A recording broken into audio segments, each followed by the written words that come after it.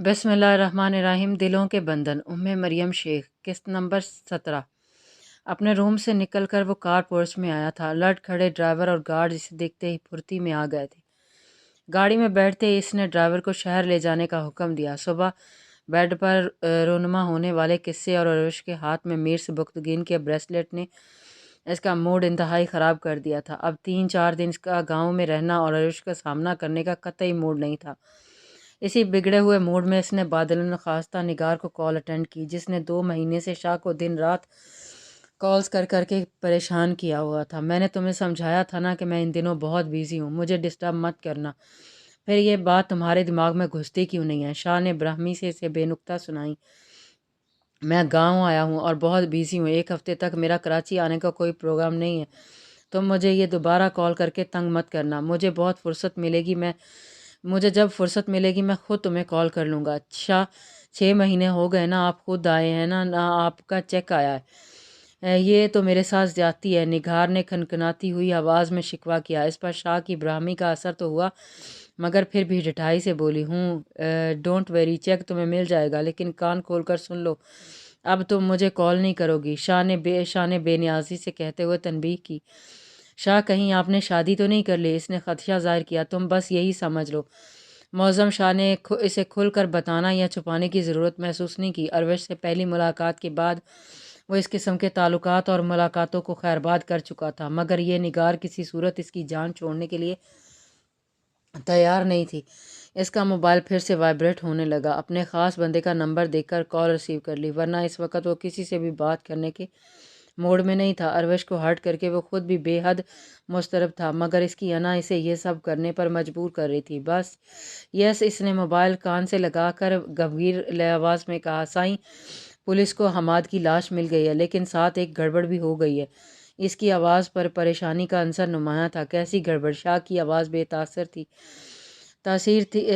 تھی۔ سائیں، حماد کے گھر والے اس کی موت کے ساتھ بیوی اور ان کے خاندان کی اچانک گمشدگی کو جوڑ رہے ہیں۔ انہوں نے FIR میں بھی نام لکھوایا ہے۔ ٹھیک ہے، میں دیکھ لوں گا، بس تم ان لوگوں پر نظر رکھو، مجھے ایک پل کی رپورٹ ملنی چاہیے۔ حاضر سائیں۔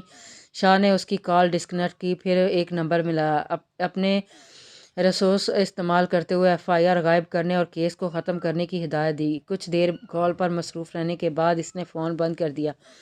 اس تمام دورانیے میں اس کی پیشانی پر گہری تفکر کی لکیروں کا جال پھیلا ہوا تھا۔ کال سے فارغ ہو کر اس نے ڈرائیور کو مخاطب کیا، نواز جی سائیں، یہ میری طرف سے اپنی بیوی کو دے دینا۔ اس نے پاکٹ سے بریسلیٹ نکال کر اس کی طرف اچھالا۔ ڈرائیور نے چمکتی آنکھوں سے قیمتی بریسلیٹ کو دیکھا اور پاکٹ میں ڈال لیا۔ مہربانی سائیں۔ ہوں۔ شاہ کو وہ بریسلیٹ اپنے پہلو میں کسی زہریلے سانپ کی مانند لگ رہا تھا۔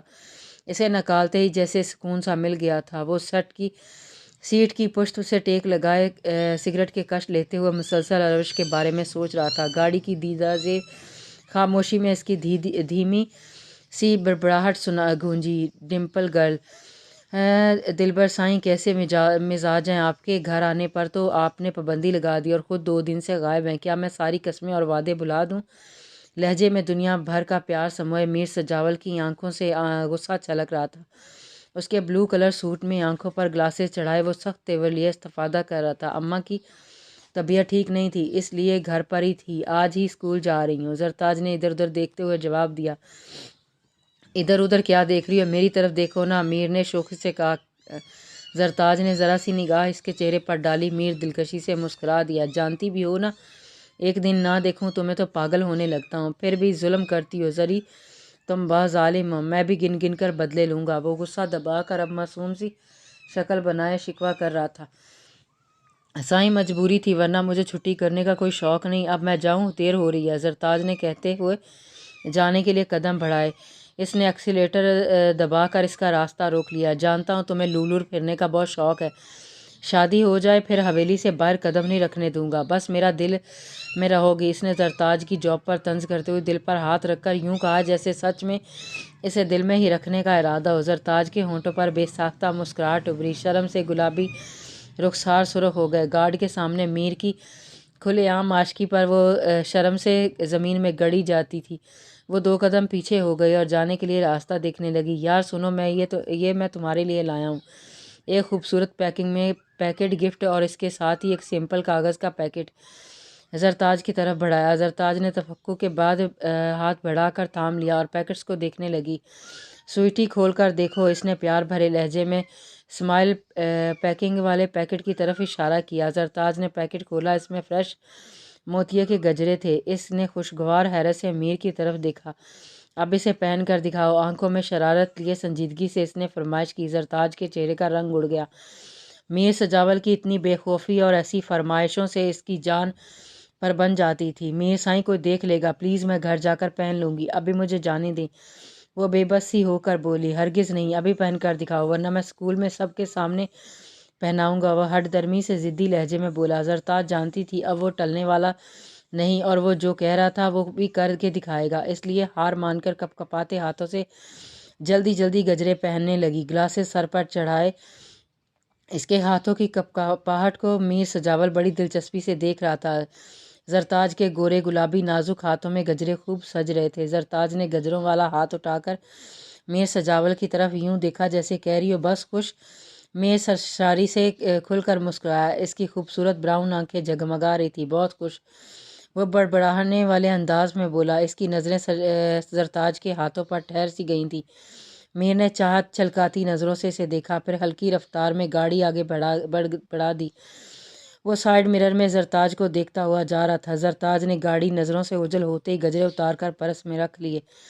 پورا دن اس نے کسی پر ظاہر نہیں ہونے دیا تھا وہ ڈپریس ہے، حتیٰ کہ رانیہ پر بھی نہیں۔ وہ کتنی ہی بار اس کی پاس آئی تھی مگر میر سبکتگین نے اس سے بالکل نارمل بیہیو کیا تھا۔ پھر وہ میر سجاول کے ساتھ زمینوں کا چکر لگانے چلا گیا۔ شام گئے ان دونوں کی واپسی ہوئی تھی۔ سب کے ساتھ ڈنر کرنے کے بعد جب وہ کمرے میں پہنچا تو پھر وہ خود پر قابو نہیں رکھ سکا، دونوں ہاتھوں میں سر تھامے صوفے پر ڈھہ گیا تھا۔ اروش کی شادی کے مناظر اس طرح اس کی نظروں کے سامنے تھے جیسے وہ خود وہاں شریک رہا ہو۔ اروش، اگر میں یہ مان بھی لوں کہ معظم شاہ نے تم سے زبردستی کی شادی کی ہوگی مگر تم ایک بار مجھ سے رابطہ تو کر سکتی تھی۔ تمہاری یہ لاتعلقی تو تمہیں 100% بے وفا ثابت کر رہی ہے۔ تم نے میرے ساتھ ایسا کیوں کیا؟ اگر تمہیں معظم شاہ میں دلچسپی تھی تو پھر مجھے خواب کیوں دکھائے؟ کیوں میرے جذباتوں کا مذاق بنایا؟ میرے ساتھ دھوکہ کر کے تمہیں کون سی تسکین مل گئی؟ یہ سب سوال وہ اپنے اسے نڈھال کر رہے تھے مگر اب وہ چاہ کر بھی اروش سے رابطہ نہیں کرنا چاہتا تھا۔ اروش نے اسے بے وفائی کی ہو مگر وہ اس کی نئی زندگی میں زہر نہیں گھولنا چاہتا تھا، نہ ماضی کی کہانی دہرانا چاہتا تھا۔ صوفے کی پشت سے ٹیک لگائے وہ اپنے بالوں میں انگلیاں چلا کر خود کو ریلیکس کرنے کی کوشش کر رہا تھا مگر بے سکونی اور گھٹن بڑھتی ہی جا رہی تھی۔ میر سبکتگین نے اپنے سفری بیگ سے نیند کی ٹیبلٹس نکالیں اور 2 ٹیبلٹس لے کر بیڈ پر لیٹ گیا۔ اس نے فیصلہ کر لیا تھا کہ اروش سے وابستگی کی کتاب آج رات ہی ہمیشہ کے لیے بند کر دے گا۔ اس میں ہی سب کوئی بہتری ہے۔ اس سوچ نے اسے کافی حد تک پرسکون کر دیا تھا۔ ہیلو ڈاکٹر صاحب، کیا ہم اندر آ سکتے ہیں؟ میر سبکتگین ذرا سا دروازہ کھولے سر نکال کر اجازت طلب کر رہا تھا۔ اوہ واٹ اے پلیزنٹ سرپرائز، آج تو بڑے بڑے لوگ آئے ہیں ہمارے غریب خانے پر۔ مکتوم شاہ اپنی جگہ چھوڑ کر میر سبکتگین سے گلے ملا۔ اس کے پیچھے رانیہ کو اندر آتا دیکھ کر سر کے اشارے سے سلام کیا۔ یار تمہیں تو فرصت نہیں ملتی ہاسپٹل سے، ہم نے سوچا کیوں نہ خود ہی چل کر تم سے مل لیا جائے۔ گڈ، پچھلے کچھ دنوں سے مصروفیت کچھ زیادہ ہی ہو گئی تھی، تم سے بھی رابطہ نہیں ہو سکا۔ وہ اروش اور معظم کی شادی کا ذکر کرنا نہیں چاہتا تھا اس لیے وجہ چھپا گیا تھا۔ آپ لوگ کب سے یہاں آئے ہوئے ہو؟ مکتوم شاہ نے سوالیہ نظروں سے ان دونوں کو دیکھا۔ اس بار ویکینڈ ایک گاؤں میں گزارنے کا پروگرام بنایا تھا، سوچا اس بہانے تم سے بھی ملاقات ہو جائے گی اور تمہارا ہاسپٹل بھی دیکھ لوں گا۔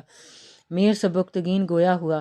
رانیہ اس کے کیبن کا جائزہ لینے میں مصروف تھی۔ لائٹ پنک کلر کے اسٹائلش ڈریس میں ہمیشہ کی طرح پونی ٹیل بنائے وہ دلکش لگ رہی تھی۔ اس نے میر سبکتگین کی موجودگی میں بہت احتیاط سے رانیہ پر نظر ڈالی، یکدم بول اٹھی، چلیں پھر ہاسپٹل دکھائیں، پہلے باقی باتیں بعد میں ہوں گی۔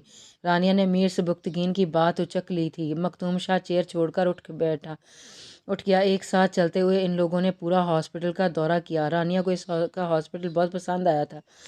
ڈاکٹر مکتوم شاہ، آپ کا ہاسپٹل لاجواب ہے، بہت کم وقت میں آپ نے بہت محنت بھی کی اور ترقی بھی۔ اور جب لندن سے آئی تھی اردو کچھ اٹک اٹک کر بولتی تھی مگر اٹکتی تو تھی مگر اچھی اردو بول لیتی تھی۔ مکتوم شاہ کو اس کا تعریفی انداز بہت پسند آیا۔ تھینکس. دراصل ہاسپٹل کا کام ابھی بھی مکمل نہیں ہوا، مگر مریضوں کے لیے یہاں تقریباً ہر طرح کی سہولیات میسر ہیں. اب کسی کو بھی ایمرجنسی کی صورت میں گاؤں والوں کو شہر جانے کی ضرورت نہیں پڑتی. مختوم شاہ بھرپور اعتماد کے ساتھ کہہ رہا تھا، گاؤں والوں کے لیے تم اتنی محنت کر رہے ہو، تمہارے اندر خدمت خلق کا جذبہ قابل تعریف ہے، ورنہ ہمارے جیسی سوسائٹی میں اس پیشے کو لوگ دولت کمانے کا ذریعہ بنا لیتے ہیں. میر سبکتگین دل سے اس کے جذبے کا مترادف تھا. انہی باتوں کے دوران وہ لوگ واپس کیبن میں پہنچ گئے. مختوم شاہ نے چائے اور ریفریشمنٹ آرڈر کیا تھا، جسے ملازم ٹیبل پر سیٹ کر رہا تھا. تینوں نے چیئرز سنبھالی. مختوم شاہ، ہماری اس ملاقات سے تمہیں کوئی پرابلم تو نہیں ہوگی؟ میرا مطلب ہے کہ معظم شاہ تم سے باز پرس تو کرے. میر سبکتگین نے خدشہ ظاہر کیا. پرابلم تو نہیں ہے، پہلے بھی ہوئی تھی، مگر میں اپنے معاملات کا اختیار اپنے پاس رکھتا ہوں. دخل اندازی کرنے کی تو ان کو عادت ہے، مگر مجھے کوئی پرواہ نہیں، بلکہ میں چاہتا ہوں ہم اس دوستی کو مضبوط کریں. وہ ایک بزنس سٹارٹ کرنا چاہتا ہوں جس کے لیے مجھے ایک پارٹنر کی ضرورت ہے. آپ جیسے بزنس تائکون سے بہتر مجھے کوئی اور پارٹنر نہیں مل سکتا. کیا آپ میرے ساتھ پارٹنرشپ کریں گے؟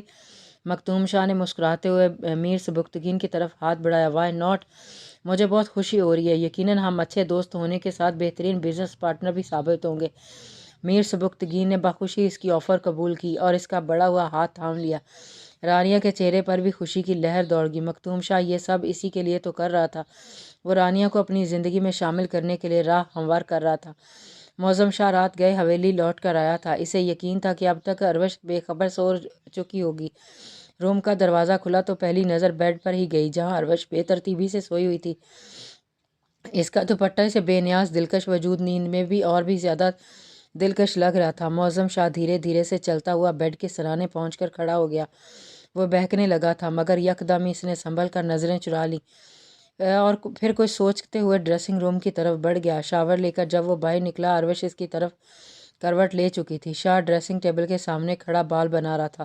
اس کی نظریں بار بار شیشے میں نظر آنے والے بے خبر سوئی اروش کے وجود پر بھٹک رہی تھیں. برش رکھ کر اس نے سپرے کیا، پھر پلٹ کر آیا اور بیڈ پر بیٹھ گیا. سائڈ ٹیبل سے سگریٹ کا پیکٹ اٹھایا اور سگریٹ سلگا کر بیک گراؤنڈ سے ٹیک لگائے گہرے گہرے کش لینے لگا. یکدم ہی اس نے انگلیوں میں دبا سگریٹ سمیت اروش کے گال کو اپنے ہاتھ کی پشت سے سہلایا. گہری نیند میں بھی کسی احساس کے تحت اروش کی آنکھ کھل گئی تھی. اس نے مندی مندی آنکھوں سے دیکھنے کی کوشش کی تو معظم شاہ کو اپنی طرف دیکھتے پا کر اس کی نیند بھگ سے اڑ گئی. گہرا سانس جہاں کا تہاں رہ گیا تھا. کنٹینیو جاری